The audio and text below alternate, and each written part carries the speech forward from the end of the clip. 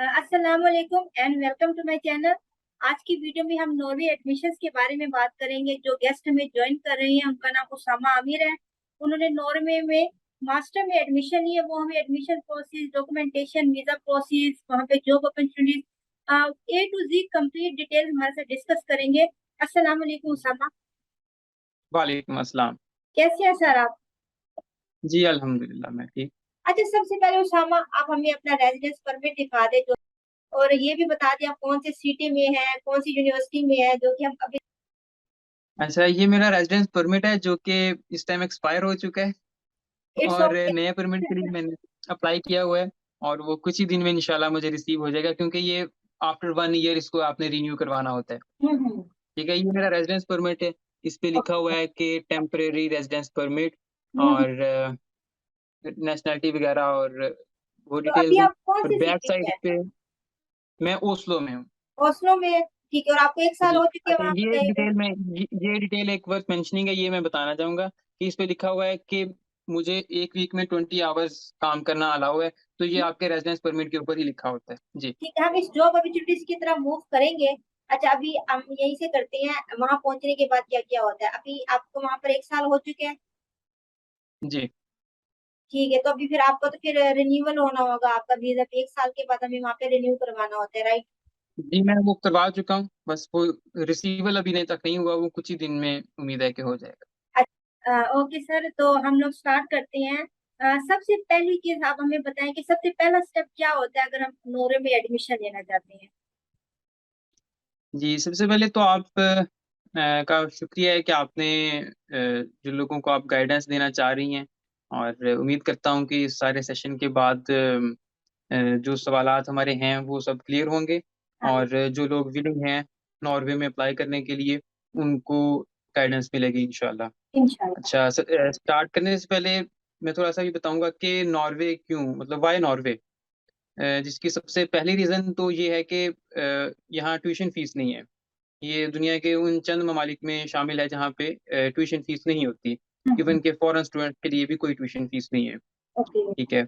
और दूसरा इसका जो सबसे अच्छी चीज़ नॉर्वे की है वो ये है कि इसका प्रोसेस जो है वो इंतहाई स्मूथ है, कि आपको इसके लिए किसी कंसल्टेंट के पास जाने की कोई ज़रूरत नहीं है। क्योंकि ये चीज़ें मैं पहले क्लियर करना चाहता हूँ, क्योंकि बाद तक, मतलब जब एडमिशन प्रोसेस स्टार्ट हो जाता है तब तक भी लोग ये सवाल कर रहे होते हैं कि कोई कंसल्टेंट बताएं नॉर्वे के लिए। ट्रू। जबकि ये सबसे बेसिक चीज़ है कि नॉर्वे के लिए किसी कंसल्टेंट के पास जाने की कोई ज़रूरत नहीं है। आप घर बैठ के सारा प्रोसेस अपने मोबाइल फ़ोन से कर लेते हैं। मैंने मोबाइल फ़ोन से अपने सारे डॉक्यूमेंट्स जो हैं वो अपलोड किए, सारा प्रोसेस मैंने अपने मोबाइल फ़ोन से किया था। और इसके लिए भी मुझे किसी थर्ड पर्सन की उस तरह गाइडेंस की ज़रूरत नहीं पड़ी। एक दफ़ा आपको सिर्फ़ चीज़ें क्लियर होना शुरू होती हैं, आप अपने आप सारा प्रोसेस कर लेते हैं। तो ये दूसरी चीज़ है नॉर्वे की, कि इसका प्रोसेस इंतहाई स्मूथ है। ठीक है। और तीसरी जो मेन रीज़न है वो यही है कि यहाँ की डिग्री, उसकी वैलिडिटी जो है वो पूरी दुनिया में है। और एक रास्ता खुल जाता है आपके लिए। और ना सिर्फ यूरोप में तो 26 कंट्रीज और शेंजन कंट्रीज हैं, उसका रास्ता तो खुलता ही है। आप अमेरिका और कनाडा में भी फर्दर अपनी स्टडी को कंटिन्यू कर सकते हैं। तो ये कुछ फ़ायदे हैं नॉर्वे के। ठीक है। तो स्टार्ट करने से पहले जो डॉक्यूमेंट्स कलेक्शन है वो इम्पोर्टेंट चीज़ है, जिसमें आपका सबसे पहले बड़ा स्ट्रेट फॉरवर्ड चीज़ें हैं। मैट्रिक, इंटर और आपकी बैचलर्स की डिग्री और ट्रांसक्रिप्ट। जस्ट ये 4 डॉक्यूमेंट्स आपके जो एकेडमिक डॉक्यूमेंट्स हैं, ये रिक्वायर होते हैं। ठीक है। और जो 5वीं चीज़ है वो आइल्स का सर्टिफिकेट है, क्योंकि नॉर्वे इंग्लिश स्पीकिंग कंट्री नहीं है।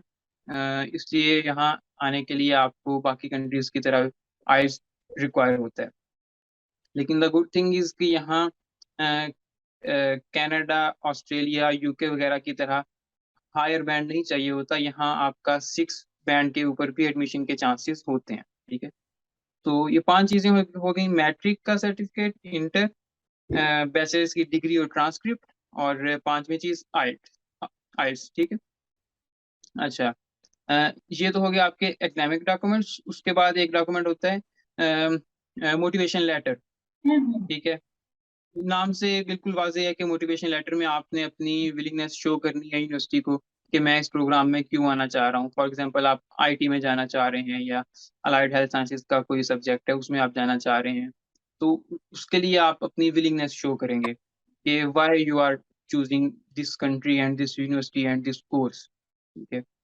अच्छा, ये मोटिवेशन लेटर अच्छा आप अगर एक से ज़्यादा यूनिवर्सिटीज़ में अप्लाई कर रहे हैं, फॉर एग्ज़ाम्पल एक आप ओस्लो में अप्लाई कर रहे हैं, ट्रोंडाइम में अप्लाई कर रहे हैं, तो बेटर ये होता है कि आप हर यूनिवर्सिटी के लिए अलग से मोटिवेशन लेटर लिखें।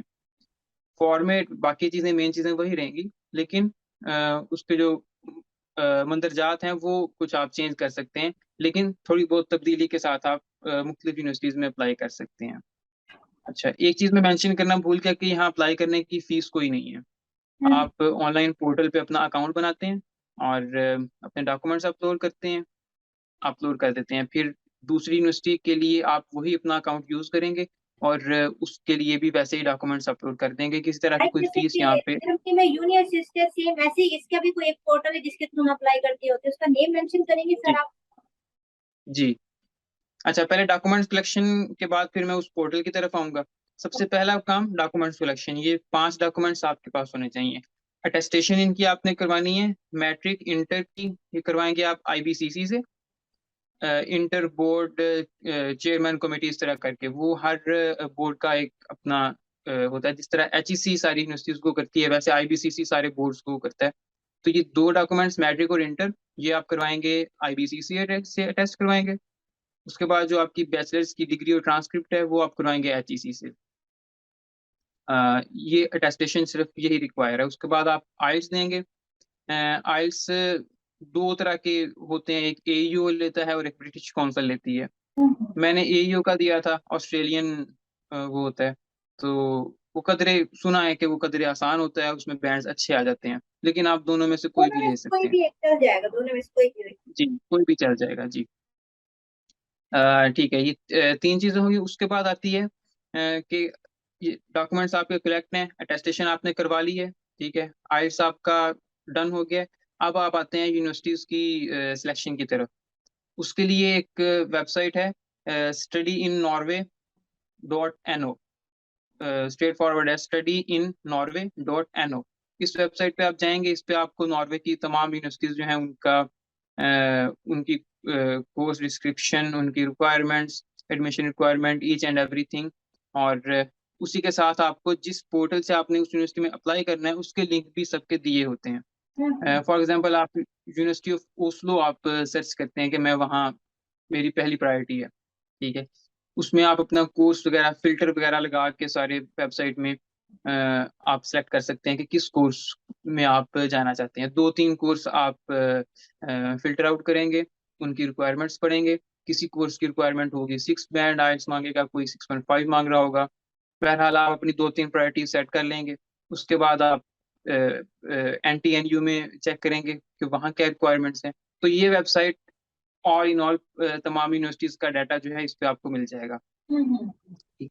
आप आपने 3 यूनिवर्सिटीज़ फॉर एग्ज़ाम्पल सेलेक्ट कर ली हैं कि ये मेरी एम है, इन तीनों में मैं अप्लाई करूँगा, ये कोर्सेज़ मेरे रेलेवेंट हैं, तो यहाँ मैं अप्लाई करना चाहता हूँ। अब एक वेबसाइट है, जहाँ पे आपने अपने सारे डॉक्यूमेंट्स अपलोड करते हैं, उस वेबसाइट का नाम है शोकनाद वेब। शोकनाथ कहते हैं एप्लीकेशन को, वेब वेब तो एप्लीकेशन वेब का नाम है।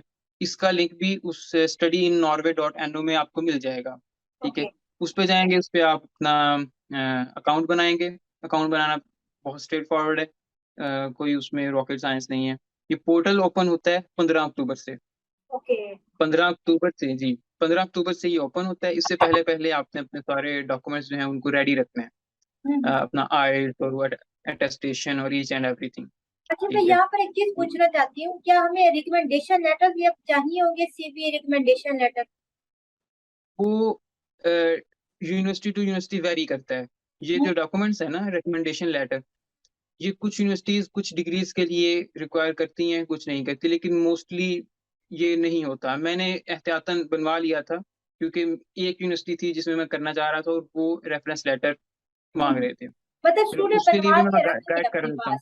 जी स्टूडेंट जी, बनवा वहाँ के वो रख। बना के रख लेना चाहिए जी। वो आप जिस यूनिवर्सिटी में बैचलर्स आपने किया है वहाँ आप अपने एचओडी से या किसी भी प्रोफेसर से वो बनवा सकते हैं, उस यूनिवर्सिटी के लेटर हेड पे वो बना देते हैं। ठीक है, वो भी एक बना के रख लेना चाहिए। ठीक है। अच्छा, 15 अक्टूबर से 1 दिसंबर तक ये 45 डेज के लिए ये पोर्टल ओपन होता है। इस पे आप अपने डॉक्यूमेंट सारे अपलोड करने होते हैं, और तमाम डॉक्यूमेंट इस पे अपलोड करते हैं कि आप अपना, हाँ, इस पे अपलोड करते हुए एक पासपोर्ट एक्स्ट्रा चीज़ है जो आपने इस पे अपलोड करनी होती है।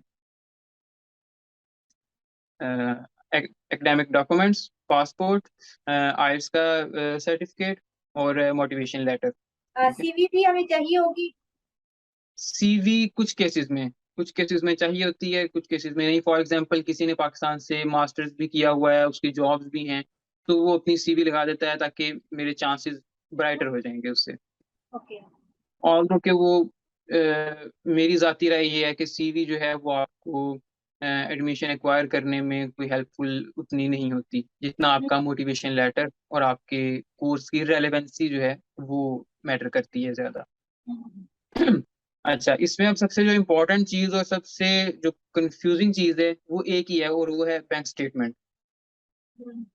ठीक है। जैसा मैंने पहले बताया है कि फीस यहाँ पे कोई नहीं है, ट्यूशन फीस कोई नहीं है, लेकिन लिविंग एक्सपेंसेस आपने खुद मैनेज करने होते हैं। उसके लिए नॉर्वेजियन गवर्नमेंट ने एक रकम हर साल वो मुतय्यन करती है, 1 लाख समथिंग करोड़। तो वो जो नेक्स्ट ईयर के लिए है वो 1 लाख ऑलमोस्ट 30,000 करोड़ है, और पाकिस्तानी वो ऑलमोस्ट 30 लाख के करीब बनते हैं। इतनी बैंक स्टेटमेंट आपको at the time of admission ये मेंटेन रखनी होती है। एटलीस्ट 3 महीने से पुरानी बैंक स्टेटमेंट नहीं होनी चाहिए। फॉर एग्जाम्पल, मैं आज अप्लाई करने लगा हूँ और मैंने जो बैंक स्टेटमेंट निकलवाई है वो मैं यानी गुज़श्ता रोज कल की मैं वो निकलवा लूंगा। ठीक है, वो आप किसी की भी यूज कर सकते हैं, अपने फादर की, अपने किसी अंकल की, अपने किसी दोस्त की। जस्ट वो एक बैंक स्टेटमेंट होती है जिसमें होता है कि इस बैंक में इतने पैसे यानी 30 लाख रुपए पड़े हुए हैं। वो भी आपने at the time of uploading documents वो भी आपने अपलोड करनी होती है। अच्छा, बैंक स्टेटमेंट में ठीक। किसी की भी चल जाएगी, कंपल्सरी नहीं कि हमारी ही किसी बैंक की- स्टेटमेंट हो या हमारे हाँ ब्लड जी, वो रिलेशन की किसी हो? की भी। जी, वो यूनिवर्सिटी ने सिर्फ एक तरह से एक श्योरिटी लेनी होती है कि ये जब हम इसको एडमिशन ग्रांट कर देंगे, क्या ये उस टाइम पे ये जो पैसे ये शो करवा रहा है ये जमा भी करवा सकता है या नहीं, क्योंकि वो सीट अपनी लूज नहीं करना चाहते जस्ट बिकॉज ऑफ फंडिंग या इस रीजन की वजह से। इसलिए वो at the time of uploading documents ये बैंक स्टेटमेंट रिक्वायर होती है। ठीक है। एक तो जर्मनी से काफी इजी प्रोसेस है प्रणाली। जर्मनी में जिस तरह काफी स्ट्रिक्ट रूल्स है, ब्लड रिलेशन या आपको ब्लॉक अकाउंट के लिए पेमेंट देगा, जी स्पॉन्सर लेटर, जी काफी इजी प्रोसेस है इन लोगों का। जी। अच्छा, ब्लॉक अकाउंट एक टर्म है वो नॉर्वे में मैंने नहीं अभी तक सुनी कि यहाँ कोई ब्लॉक अकाउंट का सीन हो, और ऑनेस्टली स्पीकिंग मुझे पता भी नहीं है कि ब्लॉक अकाउंट होता क्या है। ओके। तो उसकी, हाँ जी, तो ये स्ट्रेट फॉरवर्ड बैंक स्टेटमेंट होती है। आपके अकाउंट में पैसे पड़े हैं, आप उसको थोड़ा सा मेंटेन कर लें, यानी ये नहीं है कि आपने आज पैसे रखवाएं अगले दिन बैंक स्टेटमेंट निकलवाएं और अगले दिन निकलवा लें। उसको थोड़ा सा 1-2 महीने के लिए बैंक के अंदर पैसों को पड़ा रहने दें, फिर जो है आप बैंक स्टेटमेंट निकलवाएं ताकि एक शो हो जाए कि हाँ जी इतने मंथ से ये पैसे इस अकाउंट में मेंटेन हैं। दैट मीन्स कि इसके अपने ही पैसे हैं और ये हमें जमा करवा सकता है बाद में। अच्छा, ये सारे डॉक्यूमेंट्स अपलोड हो गए। कितने मैंने बताए हैं? मैट्रिक, इंटर, बैचलर्स की डिग्री, बैचलर्स का ट्रांसक्रिप्ट, आइल्स, मोटिवेशन लेटर, और 7वां डॉक्यूमेंट है बैंक स्टेटमेंट। ये 7 डॉक्यूमेंट्स रिक्वायर होते हैं, सीवी इन सम केसेस। ठीक है। डॉक्यूमेंट्स आपने अपलोड कर दिए अपने सारे 1 दिसंबर से पहले पहले। ठीक है। अब वेट करना होगा। वो कितना वेट है? वो है 4 से 5 महीने का वेट। नॉर्मली क्या होता है कि अप्रैल या मई के अंदर यूनिवर्सिटी जो है वो आपको एडमिशन ग्रांट कर देती है अगर आप उनकी रिक्वायरमेंट्स पे पूरा उतर रहे हैं। यानी रिजेक्शन या एक्सेप्शन जो है वो अप्रैल से मई के बीच में किसी भी टाइम आ सकती है आपको। फॉर एग्जांपल, 1 अप्रैल को यूनिवर्सिटी की ईमेल आती है मुझे कि आपको एडमिशन ग्रांट कर दिया गया है। ठीक है, ये यूनिवर्सिटी का अकाउंट नंबर है, इस अकाउंट में आप ये पैसे जो हैं ये जमा करवा दें, और दैट्स इट। 2 हफ्ते का उसमें टाइम देती है यूनिवर्सिटी। जो आपने बैंक स्टेटमेंट शो की थी जितने पैसों की, वो सारे पैसे आपने अब यूनिवर्सिटी के अकाउंट में भेजने हैं। ओके। जी। तो ये ये पैसे थोड़ा सा रिटर्न ऐसा भी पार्ट होते है हैं? जहाँ जी ये तो अगर अच्छा, इन पैसों के हवाले से मैं भी ये बात क्लियर करना चाहती हूँ। सेम चीज ब्लॉक अकाउंट जो है ना, ये सेम चीज इसी को ब्लॉक अकाउंट बोलते हैं। जर्मनी में तो ये होता है कि जब हम ठीक है। पैसे हम ट्रांसफर करते हैं उनको, तो वो हमें मंथली बेसिस पे हमें निकाल के देते हैं। सपोज अगर मैं 25 लाख रुपए मैंने ट्रांसफर किए हैं, जैसे मैं पहुंचूंगी आफ्टर रेजिडेंस रजिस्ट्रेशन, मुझे जो होंगे मंथली बेसिस पे वो 850 यूरो अब तो अमाउंट इंक्रीज होगी। तो जब हम अमाउंट बता रहे हैं, जब हम नॉर्वे पहुंच जाते हैं तो सामने भी मंथली बेसिस पे अमाउंट देंगे या फिर एक ही दफा पूरी अमाउंट निकाल सकते हैं हम? अच्छा, ब्लॉक अकाउंट मेरे ख्याल में जो आप कह रही है ना, ब्लॉक अकाउंट में वही होता है कि आपकी मनी उन्होंने ब्लॉक करके रख ली है, हाँ। जबकि यहाँ आपकी मनी ब्लॉक नहीं होती। जो आप 1,30,000 क्रोन यूनिवर्सिटी के अकाउंट में जमा करवा देंगे, वो नॉर्वे लैंड करते ही, जैसे ही आपका बैंक अकाउंट नॉर्वे में ओपन होगा, यूनिवर्सिटी वो सारे पैसे आपके उस अकाउंट में ट्रांसफर कर देगी। हम्म। अब now it's up to you कि आप वो पैसे नॉर्वे में रखना चाहते हैं या वो पाकिस्तान वापस भेजना चाहते हैं। हम्म। यूनिवर्सिटी को कोई उससे सरोकार नहीं है कि वो पैसे कहाँ हैं। वो आप सारे पैसे आपके अपने ज़ाती अकाउंट में, जब आप नॉर्वे में अकाउंट ओपन कर लेंगे, वो उसमें ट्रांसफर कर देंगे। हम्म। और ये भी बड़ा सिंपल सा प्रोसेस है। आप जस्ट एक कागज़ के ऊपर लिखते हैं कि ये मेरा नाम है, ये मेरा अकाउंट नंबर है, मैं चाहता हूँ कि मेरे पैसे उसमें ट्रांसफर कर दें। 1-2 दिन के अंदर आपके पैसे सारे आपके अकाउंट में आ जाते हैं। तो मेरा नहीं ख्याल कि इसको हम ब्लॉक अकाउंट कहेंगे, क्योंकि ब्लॉक अकाउंट में आपको मंथली वो दे रहे मंथली। होते हैं पैसे। अच्छा, फिर हमें जितनी जी। समझ आई है, जो आप अभी बता रहे थे कि जो स्टूडेंट मास्टर के लिए इंटरेस्टेड है नॉर्वे के अंदर, वो अक्टूबर से पहले पहले अपने सारे डॉक्यूमेंट्स रेडी कर ले, जिसमें आपने बोला मैट्रिक, एफएससी, एचएससी से अटेस्टेड हमारी बैचलर की ट्रांसक्रिप्ट और डिग्री होनी चाहिए, आईपीसी से हमारी मैट्रिक की और एफएससी की हो, साथ हमारे एक्सपीरियंस लेटर अगर हमें जॉब की है वो हो गया, सीवी हो गई, रिकमेंडेशन लेटर भी कोई कोई यूनिवर्सिटी जो है वो मांगती होती है जी। अदरवाइज, और बैंक जी। स्टेटमेंट होगी and motivational letter and of course जी। आइल्स की। अच्छा, मैं यहाँ आइल्स के बारे में एक चीज क्लियर करना चाहती हूँ। मोस्टली स्टूडेंट पूछते हैं क्या इंग्लिश प्रोफिशिएंसी लेटर पे भी मेरा एडमिशन हो जाएगा और आइल्स में कितने बैंड चाहिए होंगे? ये मोस्टली लोगों के ना कंफ्यूज होती है इस मामले में। तो ये क्लियर करेंगे कि विदाउट आइल्स भी हम एडमिशन ले सकते हैं? जी नहीं, आइल्स जो है वो एक मेजर रिक्वायरमेंट है नॉर्वे के लिए। और चूंकि मास्टर्स यहाँ पे जितने हैं वो सब इंग्लिश में पढ़ाए जाते हैं, तो उसके लिए इंग्लिश रिक्वायरमेंट तो चाहिए। अब ओके। इंग्लिश प्रोफिशिएंसी, मेरे नॉलेज के मुताबिक इंग्लिश प्रोफिशिएंसी में आइल्स, टोफल, पीटीई, ये 3 आते हैं, ठीक है। हम्म। इन तीनों में से किसी एक को कहते हैं कि आपने अपनी प्रोफिशिएंसी शो कर दी है इंग्लिश की, ठीक हम्म। है। कुछ लोगों का ये सवाल भी था कि डुओलिंगो एक एप्लीकेशन है, उस पे हमने वो पूरा कोर्स इंग्लिश का हमने कर लिया है, तो क्या वो नहीं, बिल्कुल वो नहीं चलेगा? That is just a game. वो आप गेम की तरह उसको खेलते हैं, वो एक आपको दे देता है कि हाँ जी आपने अचीव कर ली है, ऐसा कुछ नहीं चलेगा। जो सर्टिफिकेशंस हैं वो आइल्स है, टोफल है, पीटी है, ये 3 ही मेंशंस होती हैं यूनिवर्सिटीज की वेबसाइट के ऊपर, कि इन तीनों में से कोई एक आपका चल जाएगा। मिनिमम 6 बैंड होंगे? मिनिमम 6, लेकिन 6.5 को कहा जाता है कि वो सिक्योर बैंड है, और उससे आपकी ऑप्शंस जो हैं वो काफी खुल जाते हैं। अच्छा। फॉर एग्जांपल, हम्म। मैंने जिस अप्लाई किया था उसमें राइटिंग की जो रिक्वायरमेंट थी वो थी 5.5 मिनिमम। ओवरऑल वो उनकी रिक्वायरमेंट थी 6, ठीक है। इस तरह हर डिग्री टू डिग्री वेरी कर रहा होता है। एक डिग्री है टेक्निकल, जिसमें आपका राइटिंग का, लिसनिंग का, उसका कोई इतना अमल दखल है नहीं। फॉर एग्जांपल आईटी की डिग्री है, उसके अंदर माइट बी पॉसिबल कि वो रीडिंग के अंदर आपके 5.5 मांग रहे हो, क्योंकि उसमें रीडिंग का आपका इतना होता नहीं है, ठीक है। तो ये भी कुछ पॉइंट्स के साथ वेरी कर रहा होता है आइल्स का।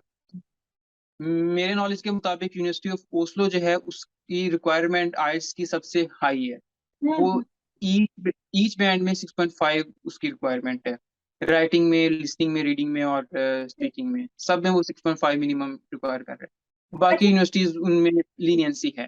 ठीक। अच्छा, इनटेक के हवाले से अभी आप बता रहे थे कि अक्टूबर से दिसंबर और किसी का 14 जनवरी तक में भी एडमिशन ओपन हो जाए, तो इसका मतलब कि जी। नॉर्वे में जस्ट वन इनटेक ही ऑफर किया जाता होता है? जी, वन इनटेक के ऊपर किया जाता है। ठीक है, और जब एडमिशन होगा तो फिर हमें अमाउंट उस यूनिवर्सिटी के में अकाउंट में सेंड करनी होगी, फिर हमारा एडमिशन डन हो जाएगा? ठीक है, ये जी। हमारा सारा का सारा एडमिशन प्रोसेस से रिलेटेड हो गया। अब हमारा नेक्स्ट आ जी। जाता है वीजा प्रोसेस की तरफ। वीजा प्रोसेस के हवाले से आप हमें बताएं, आपका एक्सपीरियंस कैसा रहा? वो भी उस टाइम पे थोड़ा सा कोविड आखिरी मराहल में था, 2021 में। तो थोड़ी सी मतलब अनसर्टेनिटी थी, थोड़ी नहीं बल्कि बहुत ज्यादा थी। फ्लाइट्स के हवाले से, वीज़ास के हवाले से कि वीज़ा नॉर्वे ने अलाउ किया है पाकिस्तान को ट्रैवल करना कि नहीं किया। तो बहुत ज़्यादा अनसर्टेनिटी थी, किसी को कुछ नहीं पता था, ना एम्बेसी वालों को, ना यूनिवर्सिटी वालों को, तो वो थोड़ा-सा क्रिटिकल था। अब तो अल्हम्दुलिल्लाह एवरीथिंग इज़ क्लियर। तो उसमें ये होता है कि जब एडमिशन आपका यूनिवर्सिटी ने ऑफर लेटर आपको दे दिया है, आपने 2 हफ्ते के अंदर-अंदर नॉर्मली वो पैसे यूनिवर्सिटी के अकाउंट में जमा करवाने हैं। यूनिवर्सिटी एक कन्फर्मेशन भी ईमेल भेजेगी, उसको आपने एक लेटर भेज देगी कि हाँ जी, मैं आपके पैसे रिसीव हो गए हैं, उसका प्रिंट आउट आप ले लेंगे। ठीक है, अब आप जाएँगे यूडीआई की वेबसाइट के ऊपर, वो जहाँ से आप अपना वीज़ा अप्लाई करेंगे स्टडी के लिए। यूडीआई की वेबसाइट पे जाएँ, वो भी इंतहाई स्ट्रेट फॉरवर्ड है कि आप एक नया वीज़ा अप्लाई करना चाहते हैं, कैटेगरीज़ आ जाएँगी वीज़े की, उसमें आप स्टडी के लिए अप्लाई करना चाहते हैं।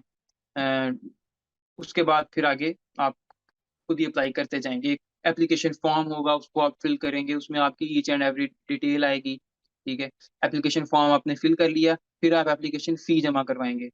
जो वीज़ा की एप्लीकेशन फ़ी है पर ईयर, वो इस टाइम है 5900 क्रोन। ये ऑलमोस्ट बनते हैं 1 लाख, 1.5 लाख के आस-पास ये रकम बनती है। ये आपकी वीज़ा की फ़ीस है। ये आप जमा करवा देंगे, तो उसके बाद आप अपना फैमिली ट्री फॉर्म एक होगा, वो भी आपको यूडीआई की वेबसाइट से मिल जाएगा, उसको आप फिल आउट करेंगे और और एक प्रूफ ऑफ हाउसिंग जो है, वो एक वीज़ा की रिक्वायरमेंट है कि नॉर्वे में आपके पास रहने की जगह। उसके लिए क्या है, उसके लिए उस पे मैं बाद में आता हूँ कि वो आप कैसे अप्लाई करेंगे। पहले मैं आपको वीज़ा की जो चेकलिस्ट होती है ना, वो आपको बता देता हूँ। अच्छा, उसमें एक तो मेन चीज़ आपका एडमिशन लेटर होगा, जो यूनिवर्सिटी ने आपको दिया है। दूसरा होगा प्रूफ ऑफ फंडिंग, कि आपने जो पैसे अकाउंट में यूनिवर्सिटी के जमा कराए हैं, उसका एक प्रूफ होगा, वो भी यूनिवर्सिटी दे देगी, 2 चीज़ें हो गई। तीसरी चीज़ आपकी होगी एप्लीकेशन फॉर्म, ठीक है? उसके अलावा होगा आपका, हाँ, ये 3 मेजर चीज़ें हैं। फैमिली ट्री फॉर्म है। फैमिली ट्री फॉर्म भी आपको यूडीआई की वेबसाइट से मिल जाएगा। उसमें आप अपनी पेरेंट्स से लेके अपनी सिस्टर्स, अपने ब्रदर, अपनी सिस्टर इन लॉज़, अपने ब्रदर इन लॉज़, उनकी सारे नाम और उनके सीएनआईसी वगैरह वो आपने फिल आउट करने होते हैं। वो भी थोड़ा-सा कन क क इतना कन्फ्यूज़िंग नहीं है, एक दफ़ा आप देख लें तो खुद किया जा सकता है। ठीक है? ये मेन चीज़ें हैं जो आप वीज़ा अप्लाई करते हुए फिल करेंगे। अच्छा, पीछे रह जाती है proof of housing. Proof of funding होगी, अब चाहिए प्रूफ ऑफ हाउसिंग। हाउसिंग के लिए अगर तो आपके कोई रिलेटिव, कोई जानने वाले नॉर्वे में मौजूद हैं, जिनकी तरफ से आप एक लेटर ले सकते हैं कि ये मेरा रिलेटिव है, ये नॉर्वे आ रहा है, इसको हाउसिंग ढूँढने में मैं हेल्प करूँगा। नीचे जस्ट उसके सिग्नेचर होंगे, ये भी अगर अगर आप अपलोड कर देते हैं, वीज़ा के साथ अटैच कर देते हैं, वो भी इनफ है। दूसरी यहाँ पे चीज़ है कि सीयू की हाउसिंग होती है, स्टूडेंट हाउसिंग्स होती हैं। उसकी भी एक वेबसाइट है, सीओ की वेबसाइट है, उसपे जाके आप अपनी स्टूडेंट हाउसिंग अप्लाई करेंगे कि जी मेरा एडमिशन हो गया है फलाँ यूनिवर्सिटी में और हाउसिंग में लेना चाहता हूँ, ठीक है? अप्लाई आप कर देंगे। 5-6 आप ऑप्शंस दे देंगे कि फलाँ-फलाँ ऑप्शंस हैं, ये मेरी रेंज है उसमें और उनकी तरफ से फिर एक वेटिंग का वो आ जाएगा, लेटर आ जाएगा। उस वेटिंग के लेटर को आप as a proof of housing साथ अटैच कर सकते हैं, कि मैंने अपनी हाउसिंग वहाँ पे अप्लाई कर दी हुई है, मैं जब नॉर्वे लैंड करूँगा कुछ ही दिनों के अंदर मुझे हाउसिंग जो है वो अलॉट हो जाएगी और मैं रह सकता हूँ। तो ये प्रूफ ऑफ हाउसिंग आपका हो गया। ये सारी मेन चीज़ें वीज़ा के साथ आपकी लगेंगी। इस बारे में आपका कोई सवाल है तो? अच्छा, इसमें एक ये क्वेश्चन था, जैसे अभी आपने बताया फैमिली ट्री के बारे में, इसमें एक फैमिली रजिस्ट्रेशन सर्टिफिकेट होता है, क्या फैमिली जी। ट्री एंड फैमिली सेम चीज है दोनों के दोनों? नहीं, 2 अलग चीज़ें हैं, मैं सॉरी मिस कर गया हूँ। वो एफआरसी अलग होता है, फैमिली ट्री अलग से होता है। ओके, तो वो हमें, वो भी जरूरी होगा, वो भी हमें निकलवाना होगा नादरा से? वो भी नादरा के पास जाएँगे, वो भी या निकल इसमें कोई मेडिकल सर्टिफिकेट, कोई क्रिमिनल जैसे रिकॉर्ड सर्टिफिकेट होती है, ये भी हमें चीजें चाहिए होगी सर्टिफिकेट, या फिर उसकी जरूरत नहीं, नहीं वो होती? एक पुलिस जी, वो एक पुलिस कैरेक्टर सर्टिफ़िकेट होता है, वो इसके लिए रिक्वायर नहीं है। हाँ ट्रू, मैं अभी उसको क्रिमिनल सर्टिफिकेट बोल दिया मैंने। पुलिस सर्टिफिकेट हो गया, और मेडिकल सर्टिफिकेट की भी जरूरत नहीं होती? जी, नहीं, नहीं कोई सर्टिफ़िकेट ओके, अच्छा, अब ये सारे डॉक्यूमेंट्स हमने ऑनलाइन यूडीआई की वेबसाइट पर हमने अपलोड कर देनी है, राइट? अपलोड कर दिया। जी। तो उसकी पता अपॉइंटमेंट हमें कितने दिनों के बाद मिल जाती है? जैसे कि बाकी कंट्रीज में 6-6, 7-7 महीने का वेट होता है, तो नॉर्वे का भी सेम सीन है? नहीं यहाँ पे चूँकि इन्होंने अगस्त के अंदर क्लासेस स्टार्ट करनी है, तो यूरिया को भी अंदाज़ा है कि अगस्त से पहले-पहले हम उसका सारा प्रोसेस करेंगे तो वो आके यहाँ पढ़ाई अपनी स्टार्ट करेगा। तो नॉर्मली क्या होता है कि अगर आपका 1 अप्रैल को आपका एडमिशन लेटर आया, 2 वीक्स या 3 वीक्स में आपने अपने फंड्स वहाँ पे जमा करवा दिए। फंड जमा करवाने के बाद आपने अपनी वीज़ा एप्लीकेशन फिल करना स्टार्ट किए। उसके अंदर आपने कोई हफ़्ता 10 दिन लग गए, यानी 1 महीना लग गया। 1 अप्रैल से 30 अप्रैल तक में आपने अपनी एप्लीकेशन सबमिट करा दी, फ़ीस वगैरह जमा करवा के, अब यूडीआई के पास चला गया। मई और जून, नॉर्मली क्या होता है कि जून के एंड पे या जुलाई के फर्स्ट 2 या 3 वीक्स के अंदर-अंदर आपको यूडीआई की तरफ से जवाब जो है वो मौसूल हो जाता है। हम्म। मेरा चूँकि एडमिशन लेटर आया था मार्च में और मेरा वीज़ा आया था 10 जुलाई को और मुझे डॉक्यूमेंट्स रिसीव हो गए थे उससे कोई 15 या 16 जुलाई को और फिर मैंने अपनी टिकट परचेज़ की और अगस्त के पहले हफ्ते के अंदर मैं नॉर्वे आ गया था। तो अच्छा, ठीक है। अगस्त से पहले-पहले आपके ये सारे काम कंप्लीट हो जाते हैं। यहाँ पर एक और चीज पूछना चाहूंगी, जैसे कि हमारे पास अगर हम जर्मनी और कनाडा की एग्जांपल लें, कनाडा का बात ये है कि आपको इंटरव्यू तक पहुंचने नहीं देते, वो लोग ऑनलाइन ही आपका पूरा वीजा प्रोसेस डील करते हैं। जर्मनी का ये हुँ, होता है कि वो हमें इंटरव्यू के लिए बुलाते हैं अपॉइंटमेंट में। तो नॉर्वे में हुँ, क्या हुँ। सीन होता है, इंटरव्यू के लिए बुलाया जाता है या ऑनलाइन ही डीलिंग सारी होती है? इसके बारे में मेरा जो तजुर्बा है उसमें तो इंटरव्यू वगैरह किसी किस्म का कोई इंटरव्यू नहीं था। मैं जस्ट गया हूँ लाहौर में गैरेज के ऑफ़िस गया हूँ, वहाँ जाके अपने सारे डॉक्यूमेंट्स उनको हैंड ओवर किए हैं। कोई इंटरव्यू वगैरह कुछ भी नहीं था और हम्म। बस मैं घर आ गया हूँ। उसके 1 महीने के बाद या 45 दिन के बाद मेरा वीज़ा पासपोर्ट समेत मुझे मौसूल हो गया था। मतलब कि कोई फोन इंटरव्यू भी नहीं हुआ कि फोन पे पूछेगा क्यों जाना चाहते हैं, क्यों कोर्स? नहीं, नहीं। स्टूडेंट का बड़ा हुँ, इजी प्रोसेस हो गया, ये सब चीजें होगी। जी, चलिए जी। फिर यहाँ पर तो फिर हमारी जो एडमिशन प्रोसेस हो गया, वीजा प्रोसेस हो गया, ये हमारा यहीं पे ये वाली चीज एंड होती है टॉपिक। और आई एम श्योर काफी स्टूडेंट को काफी सारे क्वेश्चंस क्लियर हो चुके होंगे। अगर फिर भी स्टूडेंट के क्वेश्चन रहते हैं वो कमेंट बॉक्स में बता सकते हैं, अदरवाइज उस हमने ईच एंड एवरीथिंग कवर किया है, क्योंकि वो खुद भी वहां पर रह रहे हैं। तो जो बंदा खुद एक्सपीरियंस कर रहा होता है वो ज्यादा क्लियर बता सकता है। जब मैं अप्लाई कर रही थी नॉर्वे में, तो मेरे से एक मिस्टेक हुई थी, मैंने बैंक स्टेटमेंट में रुक गई। मैंने कहा नहीं, मेरी बैंक स्टेटमेंट तो इतनी बनती नहीं है। तो मुझे फिर नॉर्वे से रिजेक्शन हो गई थी, मेरा फिर जर्मनी में जाके हो गया था एडमिशन।